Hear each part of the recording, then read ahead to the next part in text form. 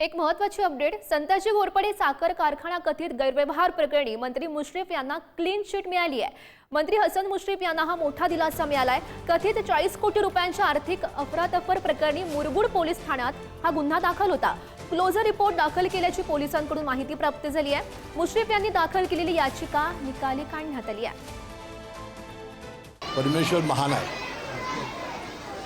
त्यानंतर गोरगरिबांचा आशीर्वाद, मला वाटते त्याच्यामुळं हे सगळं झालेलं आहे. मी या सर्व परमेश्वराचे आभार मानेन. छत्रपती राजे शाहू महाराजांच्या जयंतीच्या पूर्वसंध्येला आणि वारी चालू असताना हा दिलासा मला मिळाला. असं म्हणतात की आंधळ्याच्या गायीत देव राखतो, त्यामुळे माझ्या गायीसुद्धा परमेश्वर राखत असावा.